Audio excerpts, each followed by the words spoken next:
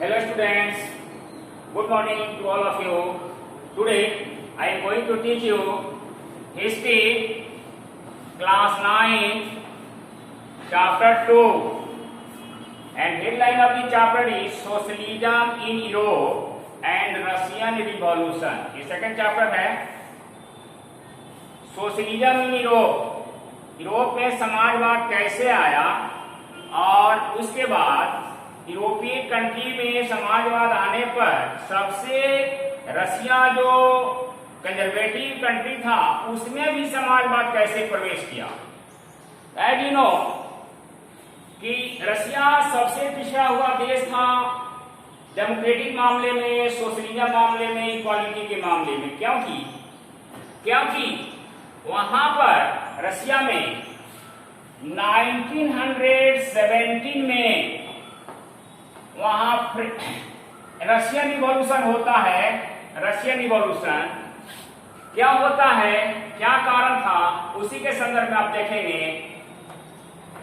आप देखेंगे page number 25 निकालिए। Page number 25.1 the age of social changes, सामाजिक परिवर्तन का युग रशिया में आता है। कैसे? तो यूरोप के बहुत सारे कंट्री में चेंजिंग हो चुका था, डायनेस्टी सिस्टम से डेमोक्रेटिक सिस्टम में परिवर्तन हो चुका था। अब बारी थी रशिया की। तो रशिया में भी लोग चाहते थे कि वहां डेमोक्रेसी हो और डायनेस्टी सिस्टम समाप्त किया जाए, इक्वालिटी हो, फ्रीडम हो, फ्रेटर्निटी हो। इसके लिए वहां के बुद्धिजीवों में तो all people of Russia and other European country as well as the Asia, they were also influenced by the French Revolution. It means the French Revolution played an important role to open social change by giving slogan equality, freedom and fraternity. समानता, स्वतंत्रता और भाईचारा के विचार को slogan करके यानी नारेबाजी करके रशियन रिवॉल्यूशन ने यूरोपीय कंट्री और एशियाई कंट्री को काफी प्रभावित किया। The people of Europe and Asia began to understand the significance of the French Revolution. आप लोगों के मन में विचार आ गई, घर कर गई कि फ्रांसीसी क्रांति ने वहां पर कैसे डायनेस्टी सिस्टम से डेमोक्रेसी लाया है, वैसे ही हम लोगों को भी करना चाहिए। तो खास करके देखेंगे 1.1 में रशिया में जो 1917 में फ्रांसीसी क्रांति, 1917 में जो रशियन रिवॉल्यूशन हुआ, उसके पीछे तीन तरह के विचारक आए। पहले विचारक थे लिबरल, दूसरे विचारक थे रेडिकल और तीसरे विचारक थे कंजर्वेटिव। इन लोगों के माइंड में आया कि चेंजिंग जरूरी है।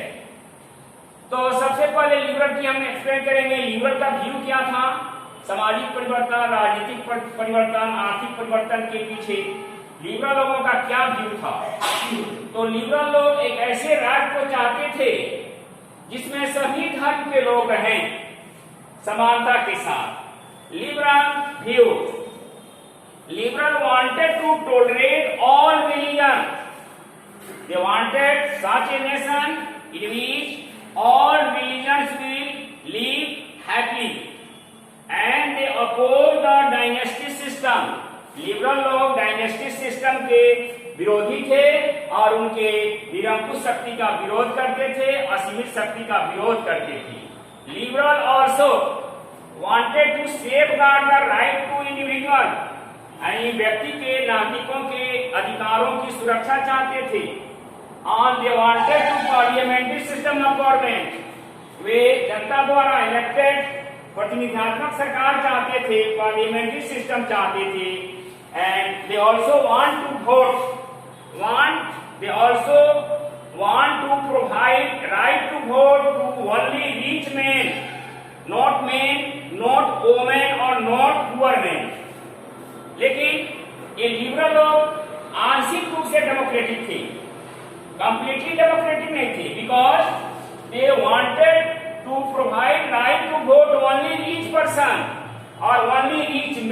प्रमोट वोमेन, केवल पुरुष समाज के धनी वर्ग के लोगों को ही राइट टू वोट देना चाहते थे, महिलाओं को और गरीबों को राइट टू वोट नहीं देना चाहते थे। जैसा आपने देखा था फ्रांस में पैसिव सिटीजन जो गरीब लोग थे उनको वोट नहीं मिला था, और फ्रांस में महिलाओं को भी राइट टू वोट नहीं मिला था।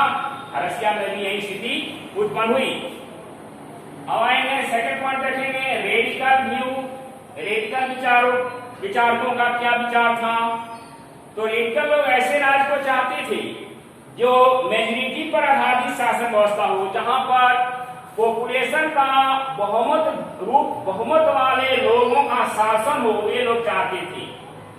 तो radicals wanted a nation in which government was based on the majority population, बहुमत के आधार पर सरकार संगठित हो, and they also supported the women suffrage movement, ये महिलाओं के राइट टू वोट जैसे आंदोलन जो चलाया जा रहा था महिलाओं के द्वारा, उसका वे समर्थन करते थे, एंड महिलाओं को राइट टू वोट देना चाहते थे। They also oppose privileges, by birth जो प्रिविलेज दिया गया था विभिन्न वर्गों को, उसका वे विरोध करना चाहते थे, विरोध करते थे, एंड प्राइवेट प्रॉपर्टी का भी विरोध करते थे।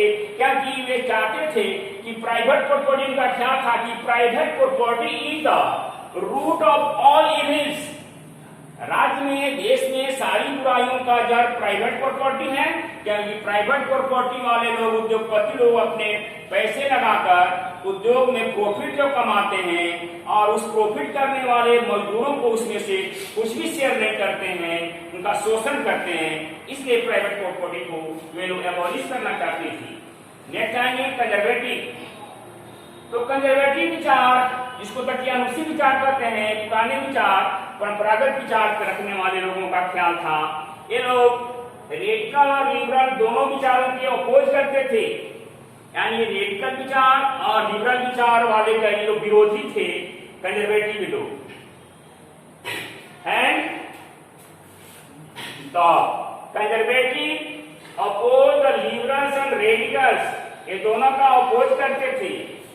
In the 18th century, conservative completely against the changing। 18th century के पहले ये पूर्ण रूप से सामाजिक परिवर्तन के विरोध करते थे, but after the French Revolution and 19th century they accepted some changing।